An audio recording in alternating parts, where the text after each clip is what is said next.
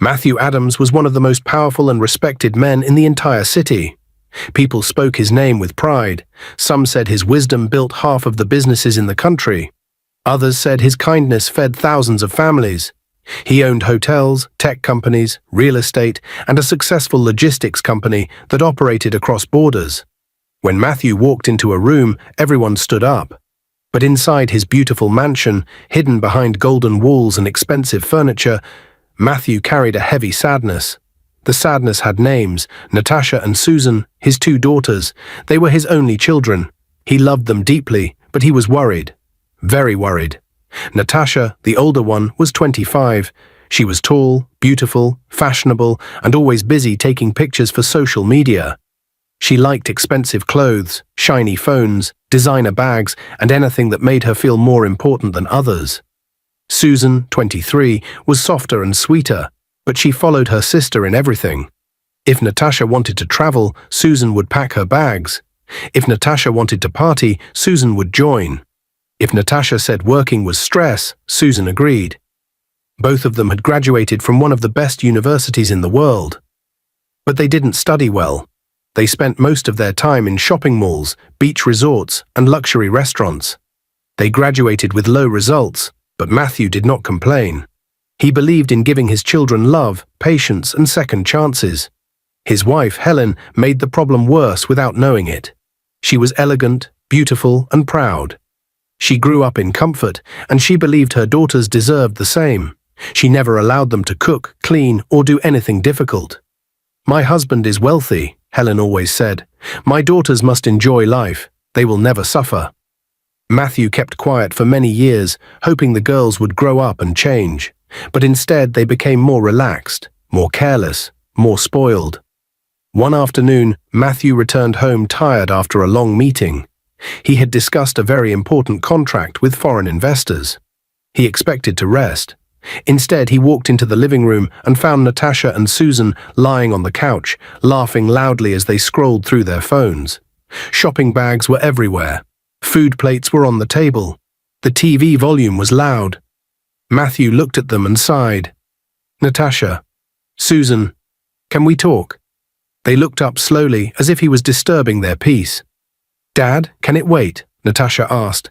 "I'm checking new handbags. There is a sale." Susan nodded quickly.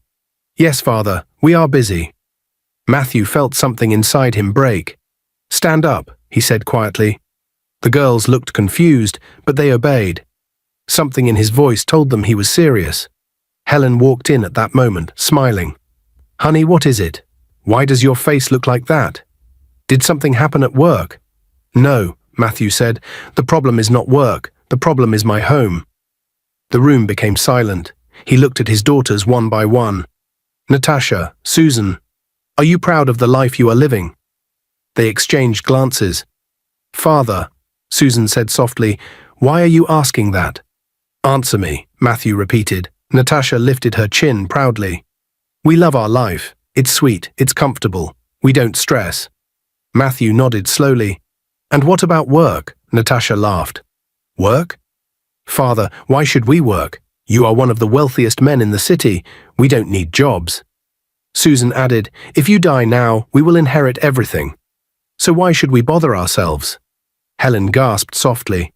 "Girls, that's not a nice thing to say." But her tone was weak. She didn't truly disagree. Matthew felt his heart drop. He looked at his daughters with pain in his eyes. "I sent you both to school. I begged you to take your studies seriously. You both graduated with low results, but I forgave you. I even planned to give each of you one of my companies to manage. But instead of preparing yourselves, you rely on my money like children." Natasha rolled her eyes. "Father, nobody trained us to work. You and Mother gave us soft life. We love expensive things. We can't change now." Susan smiled as if it was a joke. "Yes, Father, we enjoy comfort. We are not built for stress." Those words hit Matthew like a stone. He closed his eyes for a long moment. When he opened them, his decision was already forming deep inside his heart, a decision that would change all their lives. Matthew walked away without another word. Helen waited for him to calm down, but she felt something different this time, something final. Natasha whispered, What's wrong with Dad today? Susan shrugged. Maybe he's tired. But deep inside, they both felt a small fear they could not explain. Upstairs in his study, Matthew sat alone. His hands covered his face. How did I fail as a father? He remembered the days he had nothing, no food, no bed, no parents. He worked day and night to build his empire. He wanted his daughters to enjoy a life better than his. But now they had become the opposite of what he dreamed. Lazy, proud, dependent, blind. That night Matthew did not sleep. He stared at the ceiling until morning, thinking of a solution. The trouble started the next morning. Matthew arrived at his office and his secretary rushed to him, holding several papers with a worried face. She said, "Sir, the bank called. 4 checks were withdrawn yesterday. Each one had your signature. A total of $340,000. Matthew frowned. What for? She handed him the slips. 4 Hermes Birkin bags, $85,000 each. The bank compared the signature with your records and approved it. Matthew felt his stomach twist. He knew he never signed any check. Someone had copied his handwriting. He drove home immediately. When he entered Natasha's room, he found Natasha and Susan jumping excitedly around 4 brand new Birkin bags. The bags gleamed like trophies. As soon as they saw him, both girls froze. Matthew lifted the checkbook from the table and showed them the missing pages. Who forged my signature? Natasha tried to smile. Dad, it was not a big deal. We only copied it. Your signature is easy. Matthew's eyes widened. You copied my signature to take $340,000 from my account. You forged a check just to buy handbags. Susan shrugged. But father, you are wealthy. Why are you angry? You can replace the money. Matthew held the checkbook tightly. This is not about money. This is fraud. This is theft. You both can go to prison for this. Before he could say more, Helen walked into the room. She looked at the bags, then at Matthew, and sighed loudly. Matthew, what is all this noise? Why are you stressing the girls? They forged my signature, Matthew said. They stole $340,000. Helen waved her hand as if it was nothing. And so, you have more than enough. Let them enjoy their father's money. Stop acting like a stingy man. Matthew stared at her, shocked. Helen, instead of correcting them, you're defending them. Of course I'm defending them. You are rich. Why are you crying over money? Don't embarrass us. These girls deserve luxury. Matthew took a deep breath, hurt. What if one day I lose everything? Will you be able to support this family? You don't work. You don't contribute anything. Helen stepped closer. Don't even think of going broke, Matthew. If you try it, you will regret it. And remember, when you die, your wealth will not follow you to the grave. It belongs to your daughters. So stop acting like you want to take it with you. At that moment, something inside Matthew broke. He finally understood the truth. His family had no discipline, no gratitude, and no respect. They did not see him as a father. They saw him as a money source. Without another word, he turned and walked away. The next morning, the entire mansion shook with Matthew's voice. He was shouting, crying, pacing the living room with his hands on his head. Helen came rushing downstairs. Matthew, what is wrong with you? He turned to her with tears in his eyes. Helen, everything is gone. Everything. My companies, my warehouses, my event centers, my investments, all finished. Helen blinked. What do you mean gone? Now Matthew sank into a chair, breathing hard. There was a fire last night. The warehouse burned down completely. My event centers also caught fire. The government has seized 2 of my factories over an investigation. My partners pulled out. Funding is gone. Contracts cancelled. I have lost everything. Helen laughed sharply. Matthew, stop this prank. You can't lose everything in one night. It's impossible. What kind of joke is this? I am not joking, Matthew whispered. I am finished. She folded her arms. No, I don't believe you. You are trying to teach us a lesson. Let me call your manager. She dialed the number with confidence. When the manager picked up, she said loudly, Good morning. Please tell my husband to stop this nonsense. He is pretending he lost his companies. There was a long silence on the line. Then the manager said quietly, Madam, it's true. We lost everything. The fire service came too late. The machines, the goods, everything is gone. The board is in chaos. The news will break soon. Helen's face went pale. What? What do you mean everything? The manager sighed. We are ruined, madam. I'm sorry. Helen's hands shook. Her lips trembled. She stared at Matthew as if seeing him for the first time. Matthew, you have to do something. We cannot go broke. We cannot become poor overnight. Fix this. Matthew sighed. Helen, I have been warning you for years. I begged you to save money. I begged you to learn to support this family. But you refused. You said you didn't need to work. Helen's voice rose. So what will happen now? What do you expect me and the girls to do? We cannot live without money. That is exactly the problem, Matthew said softly. You depend on me too much, all of you. You never believed I could fall. But I am human, Helen. Anything can happen in life. She shook her head aggressively. No, no, no. You cannot lose everything. You must find it back. Call someone, borrow, sell something. We can't become ordinary people. Matthew looked at her with pain in his eyes. Helen, we are ordinary people now, she gasped. Don't say that. Do you want to kill me? My daughters are not built for suffering. They can't eat cheap food. They cannot walk, cook, or clean. Matthew, do something. Matthew stood up slowly. I warned you. I warned Natasha. I warned Susan. None of you listened. None of you thought I could struggle. You believed money would never finish. Helen pointed at him angrily. If you don't fix this, I swear you will regret it. I did not marry a poor man. Matthew's heart cracked again. So that's what I am to you? A wallet? A bank account? Helen didn't answer. She just kept shaking and mumbling, We can't be poor. We can't be poor. Natasha and Susan came downstairs, hearing the shouting. When they learned the news, they burst into tears. No shopping, Natasha cried. No vacation. No allowance? Susan sobbed. No luxury.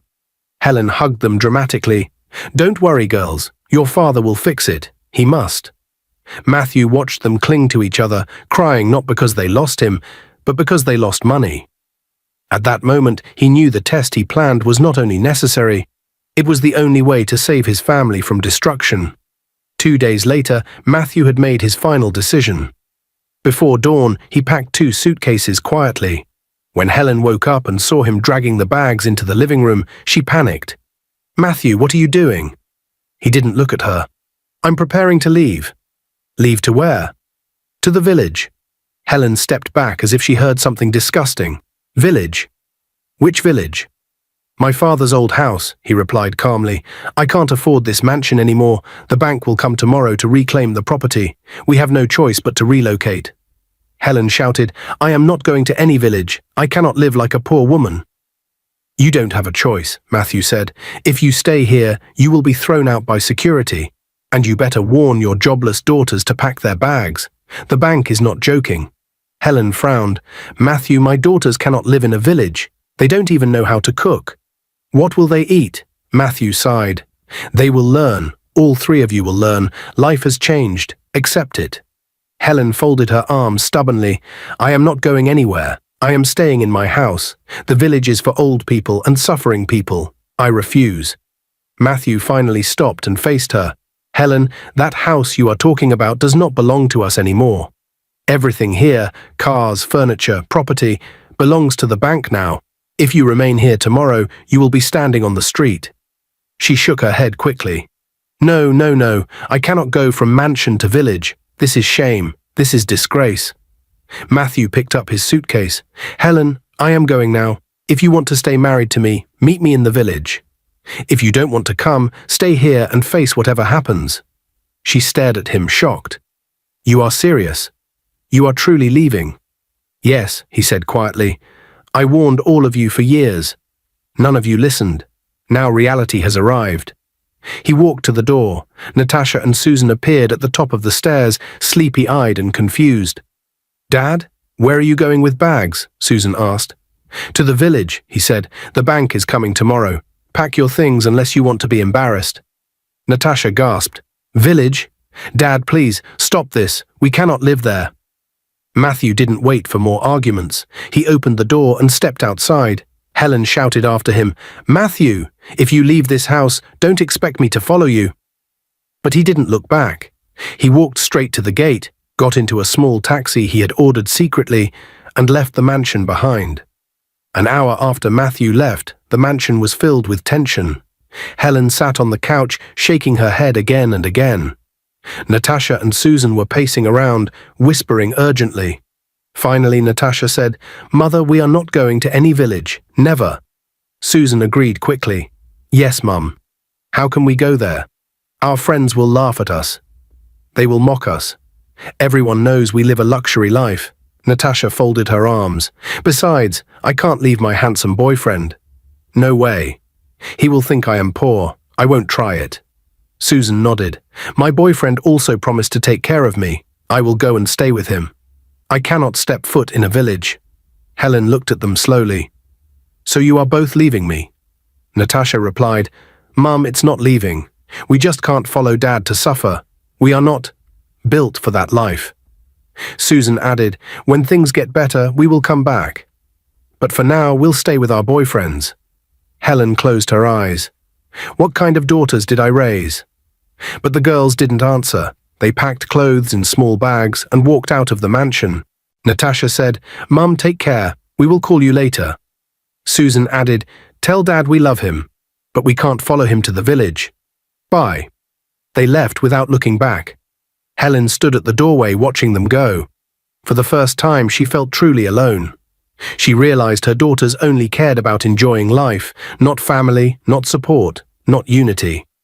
After a long moment, Helen wiped her tears and took a deep breath. "If I stay here, I will sleep on the streets tomorrow. I might as well go to the village, even if I don't like it." She hurried upstairs, packed 2 bags, and left the mansion quietly. When she finally reached the village and walked into Matthew's old family compound, he was sitting outside on a wooden chair, fixing an old lantern. He looked up, his eyes widened. "Helen, you actually came." She dropped her bag angrily. "Whatever, Matthew. I came, but don't be too happy. I won't stay here for long." Matthew sighed and looked away. "At least you came." "I didn't think you would." Helen rolled her eyes. "Don't rejoice. I only came because the bank is taking everything. When things get better, I'm leaving this place." Matthew looked at her quietly, and for the first time in many years, he realized how far their hearts had grown apart. Natasha reached her boyfriend Daniel's house first. She entered happily, but stopped immediately when she saw a pregnant woman sitting on the couch. The woman looked at her boldly and said, "Who are you?" Natasha asked who she was and why she was in Daniel's house. The woman laughed and said, "I am Daniel's wife, and this is our second baby." Natasha felt her heart drop, but the woman continued, "He told me about you, the lazy city girl who spends money she didn't work for. Now that your father is broke, the whole town knows. My husband said I should tell you to leave. He doesn't date poor girls." Natasha begged to speak to Daniel, but the woman pointed at the door and said, "Get out." She slammed the door, leaving Natasha crying outside. At the same time, Susan knocked on her boyfriend Tony's door. He stepped out and closed the door behind him so she couldn't enter. She told him she needed to stay with him for a while because of the trouble at home. He sighed and said, "Susan, I heard everything. Your family is broke. I can't date someone from a broke family." Susan was shocked, but Tony repeated, "I'm sorry. I can't carry anyone's burden. Please leave." He shut the door in her face. Both sisters ended up standing outside in different places, crying in silence. The men they thought loved them pushed them away the moment the money disappeared. They finally realized that without their father's wealth, they meant nothing to these people. For the first time in their lives, they felt truly alone. Natasha arrived at the bus park first, wiping her tears, confused about what to do next. A few minutes later, she heard someone calling her name. She turned and was shocked to see Susan standing there with her own small bag, crying too. Both girls stared at each other in disbelief before running into each other's arms. They quickly explained what happened: the pregnant wife, the breakup, the insults, the door slammed in their faces. It hurt even more because their boyfriends had been pretending to love them only because of their father's money. With nowhere else to go, they bought 2 cheap bus tickets to the village. The ride was long, dusty, and silent. Neither of them had ever traveled by public bus before. They held their bags tightly and kept their heads down, praying no one recognized them. When they arrived at the village, they dragged their bags through the rough, sandy road until they reached the old family compound. Helen was sitting outside, fanning herself angrily. When she saw her daughters walking in, she gasped. "What are you two doing here?"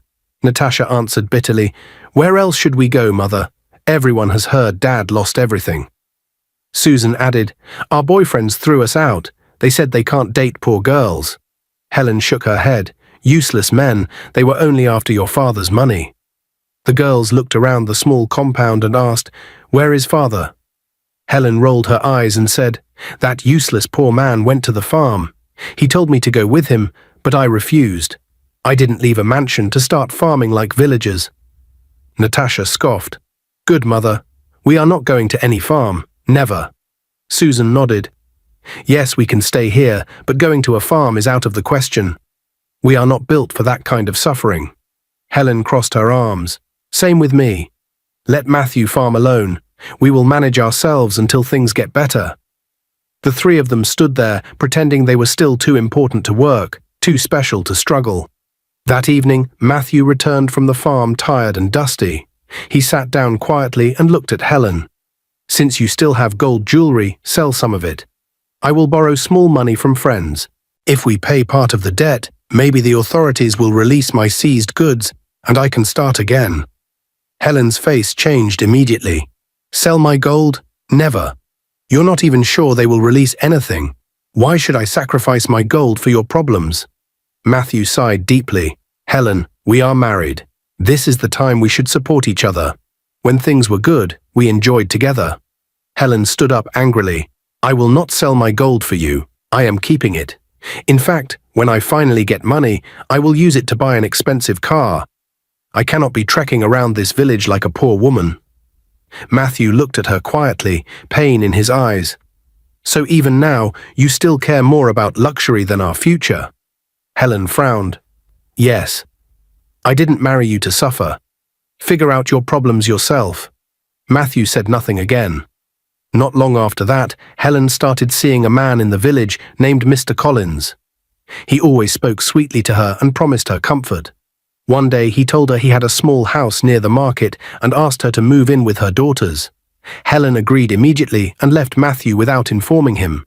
When Helen, Natasha, and Susan arrived at the house, the girls looked around with mixed feelings. Natasha shook her head and said, "Imagine, father had all that money in the city, yet he couldn't even afford to build a simple house in the village." Susan laughed bitterly. "Now look at him, a rich man before, but he's staying in Grandpa's old house like a beggar. What kind of man plans like that?" Helen sighed but didn't correct them. "Your father always thought money would last forever. He never prepared for this." They all laughed lightly, mocking Matthew's situation, feeling slightly relieved that they were no longer staying in the old, broken family house. That same evening, Matthew returned from the farm and found the compound empty and silent. Helen and the girls were gone. Later that evening, as Matthew sat quietly outside the old house, a neighbor named Mr. Johnson walked up to him slowly. The man looked uncomfortable and hesitant. After greeting Matthew, he sighed and said, "Sir, haven't you heard?" Matthew looked up calmly. "Heard what?" The neighbor lowered his voice. "Your wife, Helen. People are saying she is now sleeping with Mr. Collins. He even gave her one of his houses. She and your daughters have moved in." Matthew froze. For a moment he could not speak. His chest tightened and his eyes filled with pain. "So soon," he whispered. "Helen has already moved on." He laughed softly, bitterly. "Oh wow, women will never cease to amaze me." The neighbor shook his head. "With all due respect, sir, your wife is very foolish and ungrateful. After all you did for her, she didn't even wait. She chose comfort over loyalty." Matthew stood up slowly and looked into the distance. "I gave her everything. Love, respect, a good name. But when money disappeared, so did commitment." He took a deep breath and added quietly, "Now I see clearly. Money was the glue holding my family together, not love." The neighbor sighed. "You are a strong man, sir. Life will teach everyone their lesson." Matthew nodded calmly.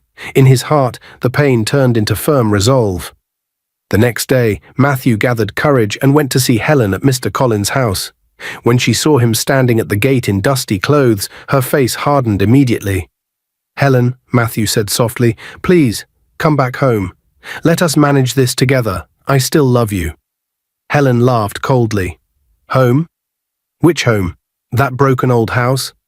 I am done, Matthew. I cannot suffer with you. My life is over if I follow you." Matthew's voice shook. "We are husband and wife. This is the time we should stand together." She shook her head firmly. "No, I have moved on. I am finished with that life." Heartbroken, Matthew left. The next day, Matthew went into town to look for small work. As he passed a local bar near the market, he suddenly stopped. Through the open door, he saw Natasha and Susan sitting inside, drinking and laughing like nothing had happened. His heart sank. He walked in slowly and stood before them. The girls were shocked when they saw him. "Dad," Susan whispered. Matthew sat down carefully. "My daughters, I need to talk to you." Natasha frowned. "Father, what are you doing here?" Matthew spoke softly. "Please come back home with me, or at least help me beg your mother. We are still a family." Natasha laughed bitterly. "Family? Dad, we can't come and be following you to the farm. We don't like suffering." Susan nodded. "Yes, Father, that life is not for us." Matthew swallowed hard. "Then at least help me talk to your mother. Tell her to come back. I need her." Natasha shook her head sharply. "Never. How could you not think of building a decent house in the village when you had money? Now you want us to suffer with you?" Susan added coldly, "We are not village girls. Please don't embarrass us in public." Matthew stood up slowly. Outside, Matthew paused and wiped his eyes. That was the moment he accepted the final truth. His daughters no longer respected him. He lifted his head and walked away, ready to take the next step in his plan. 2 days later, Matthew was walking slowly along the village road, lost in thought. Suddenly, a black car stopped beside him. The door opened and Collins stepped out, looking proud and arrogant. He pointed at Matthew and said sharply, "Listen to me very well. Stay away from my woman. She told me you came to the house begging her. If you try that nonsense again, you are gone for life." Matthew stopped and looked at him calmly. "You are very stupid," he said quietly. "You don't even know who I am." Collins burst into laughter. "Who are you?" he mocked. "You? Once a big man, now a useless farmer. Shut up, my friend. Your time is over." Matthew's eyes darkened. "Be careful how you talk to people." Collins stepped closer. "This is my final warning. Stay away from my woman or else. Helen belongs to me now. Don't forget that." He entered his car, slammed the door, and drove off angrily. Matthew stood there alone on the road. Instead of anger, a small sad smile appeared on his face. So this is how the world works. When money goes, respect follows. That evening, Helen and Natasha sat inside Collins's house, laughing loudly. Helen shook her head and said proudly, "Did you hear what Collins did today? He insulted Matthew on the road. That serves him right. Very foolish man." Natasha laughed. "Yes, Mother. Imagine Dad being warned like a nobody. His pride has finally finished." Susan, who had been quiet, suddenly stood up. "Enough!" she shouted. Both Helen and Natasha turned to her in shock. Susan's eyes were red. "I know I was spoiled. I know I was lazy. But one thing I will never accept is that foolish man insulting my father. How dare he? Is he mad?" Helen stared at her. "Susan, watch how you talk." Susan shook her head angrily. "No, Mother, I am highly disappointed in you and Natasha. I am beginning to realize my mistake. Dad was not perfect, but he loved us. I should have stayed with him in Grandpa's house." Natasha scoffed. "Susan, stop acting holy." Susan pointed at them. "You both are evil. You chose comfort over family. I am ashamed." Before anyone could stop her, Susan grabbed her bag and stormed out of the house. Susan went straight to Colin's house. When he opened the door and saw her, he smiled proudly. But before he could speak, Susan exploded. "Listen to me very well," she shouted. "The next time you talk to my father anyhow, you will regret it. Do you hear me?" Collins laughed. "Who are you to talk to me like that?" Susan stepped closer, fearless. "You local illiterate champion. You think money makes you a man? Look at yourself, arrogant and ugly inside and out. Don't ever insult my father again." Collins's face turned red with anger. "Get out of my house." Susan pointed at him one last time. "This is your first and last warning. Stay away from my family." She turned and walked away, breathing hard but proud. For the first time since everything fell apart, Susan felt something she had never felt before: respect for her father. Susan returned to her father late that night. When Matthew saw her standing at the entrance of Grandpa's old house, dusty and tired, he was shocked. "Susan," he whispered, "why are you here?" She dropped her bag and fell on her knees. "Dad, I am sorry. I was blind. I was proud. I followed comfort and forgot love." Matthew rushed to her and lifted her up. "My child, stand up." Susan wiped her tears and said, "Dad, I already sold my gold jewelry. I raised 30 million naira from it." Matthew froze. "What?" She nodded. "Mum told me to use the money to go shopping for her clothes or buy her a car. I refused." She held his hands tightly. "Dad, I am giving you this money. Take it. Let us go to the city and start a small business. We will grow from there. I am ready to work. I am ready to learn. I don't want soft life again." Matthew couldn't hold it anymore. Tears rolled down his face. He pulled Susan into his arms and cried openly, "You don't know what this means to me. You have healed my heart." They both cried together for a long time, holding each other tightly. For the first time since everything collapsed, Matthew felt hope again. Not because of money, but because one heart had changed. "My daughter," he said softly, "this is the beginning of a new life. Hard work, honesty, and patience. Are you ready?" Susan nodded firmly. "Yes, Dad. I am ready." That night, under the weak village light, father and daughter made a quiet promise to rebuild their lives the right way, step by step. And unknown to Susan, her father smiled secretly, because the test had finally begun to bear fruit. The next day, Matthew and Susan arrived in the city quietly. They rented a modest two-bedroom apartment in a calm neighborhood. It was nothing like the mansion they once lived in, but it was clean and peaceful. Susan looked around slowly and nodded. "This place is okay, Dad. We will manage." That evening, Matthew sat with her and said, "Susan, I want to invest the money into a business. Not luxury, not fast profit, real work." Susan became nervous immediately. "Father, are you sure? What if they scam you? We have already lost too much." Matthew smiled gently. "No, my child, I trust these people. I know what I am doing." Susan didn't argue again, but fear stayed in her heart. A month passed. Matthew became busy, leaving early every morning and returning late at night. Susan watched him closely. Something didn't add up. He spoke confidently on the phone, used business language, and people treated him with respect, even though he dressed simply. One night, Matthew sat Susan down and took a deep breath. "I can't hide it anymore. You deserve the truth." Susan looked at him, confused. "What truth, Dad?" Matthew said calmly, "I never lost everything. I pretended to be poor. I did it to test your mother, your sister, and you. I wanted to see who would stand with me when money disappeared." Susan's eyes widened. Her mouth opened in shock. "What? You mean all this was a test?" Matthew nodded.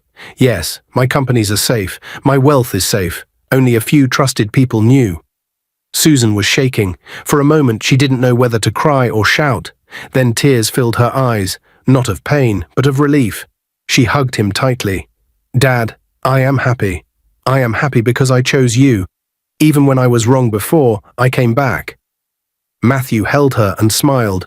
"You passed the test, my daughter, not because of money, but because of your heart."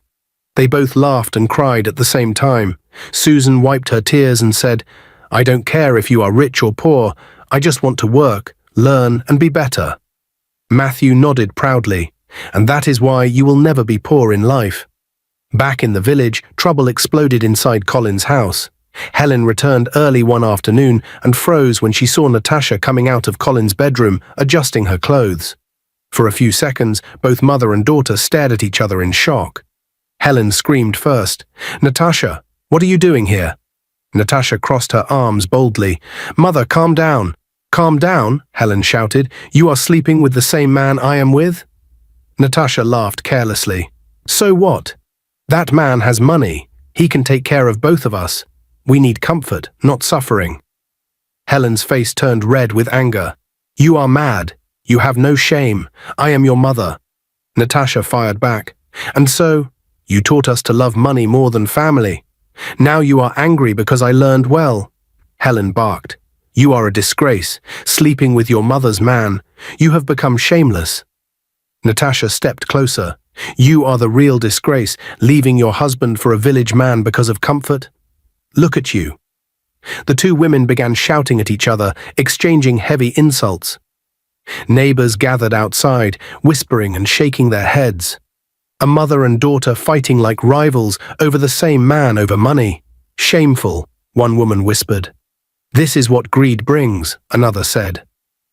Collins stood outside, confused and embarrassed, unable to control the chaos he created. Not long after Susan and her father settled in the city, news began to spread quietly through the village. People started whispering.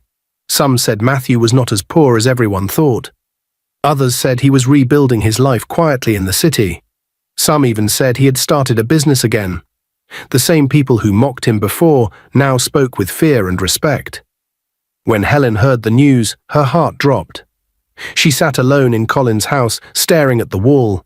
Shame covered her like a heavy cloth. She remembered how she insulted Matthew, how she refused to sell her gold, how she left him for comfort. For the first time, she felt truly naked inside, exposed and empty. Natasha also heard the news. She pretended not to care, but inside her heart was shaking. She remembered how she laughed at her father, how she called him senseless for not building a house in the village. That laughter now tasted bitter in her mouth. A week later, Natasha made a discovery that changed everything. She was pregnant. When she told Collins, she expected fear or confusion. Instead, he smiled lightly and said, "Keep it." Natasha was relieved. She thought this meant security. She thought this meant love. But Helen soon found out too. That evening, Helen confronted Collins angrily. "Is it true? Natasha is pregnant for you." Collins didn't deny it. He leaned back comfortably and said, "Yes." "So?" Helen shouted, "So, that girl is my daughter." Collins laughed coldly. "Then you should have raised her better." Helen's voice shook. "You are a wicked man. After everything I did for you, you now choose my daughter over me." Collins looked at her without pity. "Madam, you are too old and too bitter. You left your husband for me. How am I sure you won't leave me for another man tomorrow?" Helen gasped. "How dare you talk to me like that?" He pointed toward the door. "Please leave my house and my life. I have chosen Natasha. She is younger. She is more beautiful. She can still give me children." Helen burst into tears. "After everything, this is how you repay me?" Collins shrugged. "It's not too late for you. Go back and apologize to your husband. He loved you. You threw him away for comfort. Foolish woman." Those words cut deeper than a knife. Helen fell to the floor, crying, begging, but Collins didn't care. He opened the door and said firmly, "Leave." Helen walked out of the house that night with nothing. No husband, no dignity, no comfort. The same woman who once walked proudly was now broken and ashamed. Natasha, on the other hand, began to understand too late that Collins' love was not real. He loved youth, not loyalty. He loved convenience, not character. And far away in the city, Matthew continued rebuilding quietly, unaware that the same pride and greed that destroyed his home were now destroying themselves. Life was teaching its lessons slowly, painfully, and without mercy. Life moved fast after the truth came out. Susan's life changed completely. After Matthew revealed everything, he officially returned to his company as chairman. The board welcomed him with respect and shock. Many people who once laughed at him now bowed their heads in shame. Susan was introduced as part of the management team. At first, people doubted her, but Matthew did not give her any special treatment. She worked hard, came early, stayed late, and learned everything from the ground up. Within months, Susan became a manager in one of her father's major companies. People admired her discipline, humility, and growth. One evening, her former boyfriend came to see her. He knelt and apologized. "Susan, I was wrong. I judged you because of money. Please forgive me." Susan looked at him calmly and replied, "It's too late. I don't hate you, but I don't want you. When my family fell, you pushed me away. I learned my value without you." She walked away with dignity. Susan had learned the greatest lesson of her life. Self-worth does not come from luxury, but from character. When the truth about Matthew spread everywhere, Helen could not sleep. Shame followed her like a shadow. She remembered how she insulted him, how she left him in the village, how she chose another man without spending even one day with her husband in hardship. With trembling hands, she traveled to the city. When she arrived at Matthew's office, security treated her politely, but she felt small. When Matthew finally saw her, his face was calm, too calm. "Helen," he said softly. She fell to her knees and cried, "Matthew, forgive me. I was blind. I was foolish. Please take me back." Matthew closed his eyes for a moment and then opened them slowly. "Helen, it's too late." Her heart stopped. "What?" "I have moved on," he said, not with anger, with clarity. "I found someone who stood with me when I had nothing. You humiliated me publicly. You didn't stay one day with me in suffering. You left with another man. That is unacceptable." Helen cried loudly, "I made a mistake." "Yes," Matthew replied, "and every mistake has a price." He helped her stand. "Go back to your parents. Heal, learn, but I cannot be your husband anymore." Helen left the office broken. She returned to her parents' house with shame, no pride, no wealth, no status, only regret. Natasha believed she had won when Collins spent money on her. Clothes, phones, trips. She believed she was secure. Then one day, the truth came out. Collins' legal wife, Belinda, returned from abroad unexpectedly. She owned the money, the houses, the accounts. Everything Collins used to impress women belonged to her. Belinda stormed into the house and found Natasha sitting comfortably. "Who are you?" she demanded. Natasha replied confidently, "I am Collins' partner." Belinda laughed bitterly. "Partner, you are a thief living on my money." She turned to Collins. "You shameless man, using my money to disgrace me." That same day, Belinda chased both Collins and Natasha out of the house. Collins begged. Natasha cried. Nobody listened. Natasha was pregnant, homeless, ashamed. For the first time, she remembered her father's words. But it was too late. Susan stood beside her father as he reopened a charity foundation for young people, teaching skills and discipline instead of entitlement. Matthew looked at her proudly and said, "Money tests people faster than poverty."